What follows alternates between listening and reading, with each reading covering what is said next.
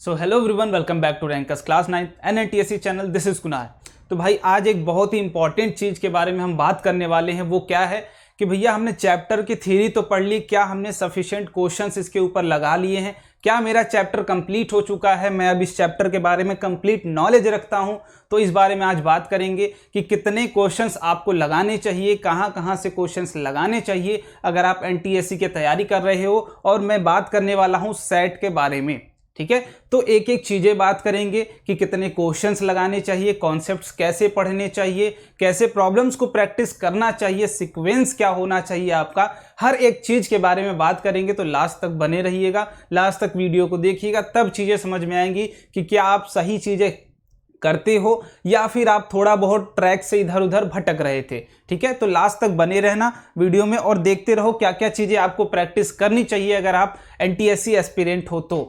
ठीक है, तो सबसे पहले मैं जो हमेशा रिकमेंड करता हूं भाई कि आप पहले थ्योरी पार्ट कहीं से भी करो, वीडियो लेक्चर्स देखो, है ना, या फिर आपके टीचर्स अगर पढ़ा रहे हैं, जहां से भी आप पढ़ रहे हो वो तो आपको करना ही करना है। ठीक है, जो एक्सटर्नल पार्ट है जो आपको टीच करता है वो वाला मेथड आप कहीं से भी कर सकते हो, वो जरूरी नहीं है। बट अगर आप हमसे करना चाहते हो तो कुछ प्लेलिस्ट आपकी रेडी हैं। अगर आप अभी तक नए स्टूडेंट हो तो पुराने स्टूडेंट्स तो साथ साथ हमारे पढ़ाई कर ही रहे हैं, अगर आप नए हो तो हमारे साथ पढ़ सकते हो। अब भैया बात आती है कि आपने लेक्चर तो करा दिया, अब हमें जो सेल्फ स्टडी वाला पार्ट, देखो हर एग्जाम के लिए, किसी भी एग्जाम के लिए सेल्फ स्टडी बहुत इंपॉर्टेंट होती है ना, हर एग्जाम के लिए। तो आपको सेल्फ स्टडी कैसे करनी चाहिए, कहां से करनी चाहिए, उसके बाद प्रॉब्लम्स कैसे लगानी चाहिए, अब उस पर बात करते हैं, है ना। जैसे आप मान लो किसी स्टेट बोर्ड से हो, है ना, मान लेते हैं यूपी बोर्ड से हो या फिर किसी अदर स्टेट से हो, तो लगभग हर जगह अब NCERT लगभग सिमिलरिटी हो गई है कि NCERT से रिलेटेड आपका सिलेबस आने वाला है ना, और आता भी है। तो जो प्रायोरिटी मैं देता हूं हर बार किसी भी टॉपिक के लिए, चाहे बायो हो, चाहे फिजिक्स हो, या फिर आपकी केमिस्ट्री हो, पूरे साइंस पार्ट की बात कर रहा हूं, या फिर सेट की भी मैं बात कर लेता हूं, ठीक है, पूरे सेट की बात कर रहा हूं मैं। तो सबसे जो इंपॉर्टेंट बात आती है वो क्या कि आपको सबसे पहले बुक्स कौन सी लगानी चाहिए, NCERT। अब NCERT को लगाने का तरीका, पढ़ने का तरीका क्या होना चाहिए आपका, उसके ऊपर बात करते हैं। तो सबसे पहले आपको थ्योरी पार्ट पढ़ना चाहिए इसका, ठीक है, थ्योरी पार्ट कंप्लीट कर लिया आपने।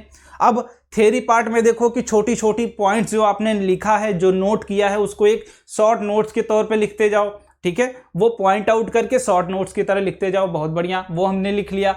अब हम क्या करने वाले हैं, उसके जो एग्जाम्पल्स हमें मिलते हैं, है ना, उसके जो एग्जाम्पल्स मिलते हैं उनको सॉल्व करेंगे, वहां से सीखेंगे कैसे हमें प्रॉब्लम लगाना चाहिए। क्योंकि आज तक हमारी हैबिट थी क्या कि हमें भैया आप दे दो, डिफाइन करने के लिए दे दो, हम डिफाइन कर देंगे। क्लास 8 to 9 अगर आप जा रहे हो या फिर 9 to 10, है ना, एक हैबिट डेवलप करनी होती है क्या, प्रॉब्लम सॉल्विंग की, एक अप्रोच की। मान लो अगर आपको, है ना, आपको कोई चीज ही तोड़नी है तो आपको ये पता होना चाहिए कि अगर बंडल में वो चीज तोड़ोगे तो वो नहीं टूटेगी।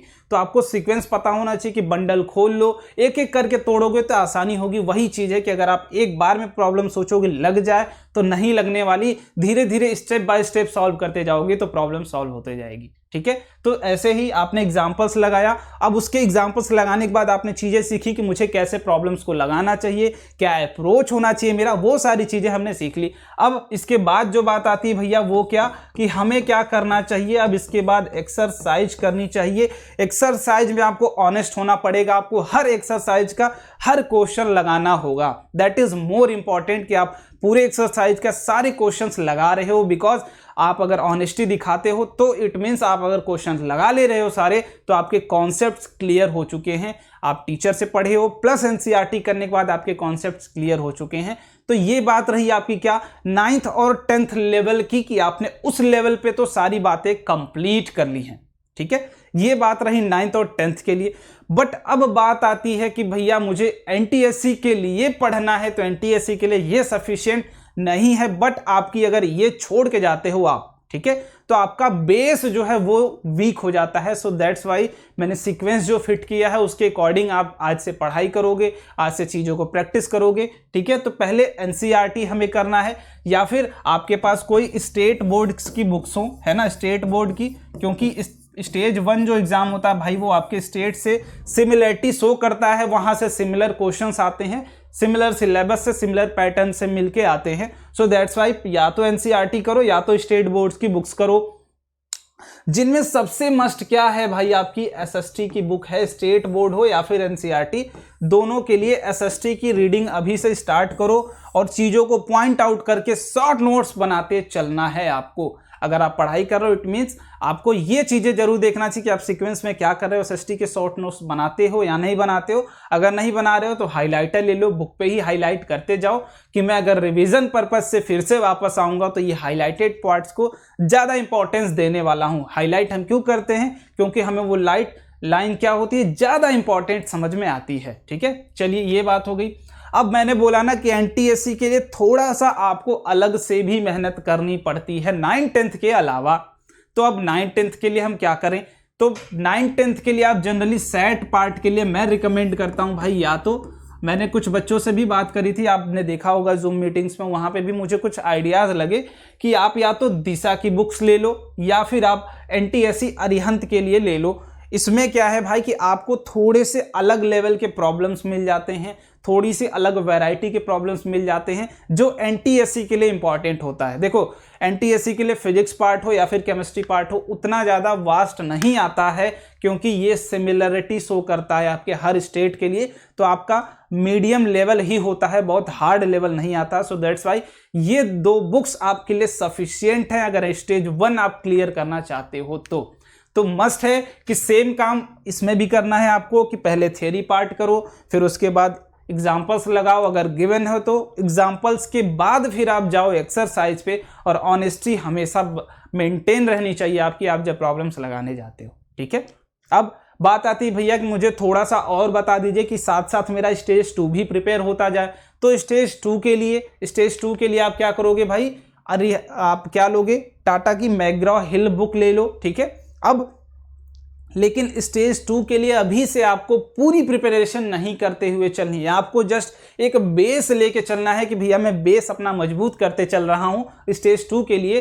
तो उसके लिए आप क्या करोगे, मैग्रॉ हिल्स के कुछ एग्जाम्पल्स पे ट्राई करोगे। ठीक है, अगर एग्जाम्पल्स इसमें हैं एग्जाम्पल्स पे ट्राई करो, फिर एक्सरसाइज के कुछ प्रॉब्लम्स करोगे जो कि मैं अब से हर चैप्टर के लिए आपको प्रोवाइड करने वाला हूं अपने रैंकर्स एनटीएससी टेलीग्राम में, कि आपको मैग्रॉ हिल के कौन कौन से क्वेश्चंस लगाने चाहिए। तो मेक श्योर कि आप ग्रुप जरूर ज्वाइन करके रखो, रैंकर्स एनटीएससी टेलीग्राम ग्रुप, क्योंकि मैं वहां पे बताते चलूंगा कि आपको कौन से प्रॉब्लम्स लगाने हैं, कौन से नहीं लगाने हैं, अगर हमें बेस तैयार करना है एनटीएससी स्टेज 1 के लिए तो। ठीक है, अब इतनी बातें हो गई आपकी, ये क्या कि मेरा स्टेज 1 के साथ साथ स्टेज 2 भी थोड़ा थोड़ा प्रिपेयर होते चल रहा है। अब बात आती है कि भैया मैंने ये कंप्लीट पैकेज कर लिया, क्या मेरी प्रिपरेशन पूरी हो चुकी है फॉर एवरी चैप्टर। ये जो मैं बात कर रहा हूं हर चैप्टर के लिए कर रहा हूं, तो आपको हर चैप्टर के लिए वो बातें करनी है और लगानी है। अब लेकिन अभी भी आप अधूरे हो, क्यों, क्योंकि आपने भी प्रीवियस ईयर पैटर्न को नहीं समझा है।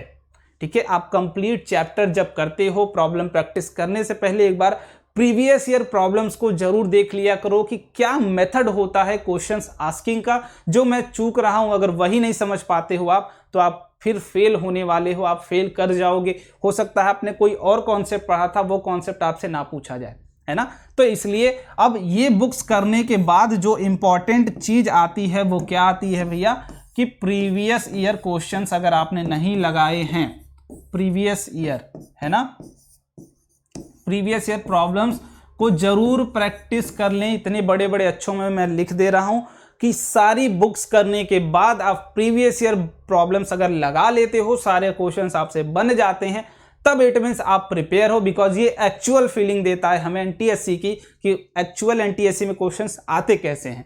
सो दैट्स वाई आप ये चीजें करो, उसके बाद फिर प्रीवियस ईयर करो। अगर क्वेश्चंस नहीं लगते हैं तो डाउट्स को अपने क्लियर करो, जो डाउट्स आपके प्रॉब्लम्स लगाते समय आते हैं। ठीक है, तो एक भी डाउट्स नहीं रखने हैं अपने पास, उसको क्लियर करते चलो।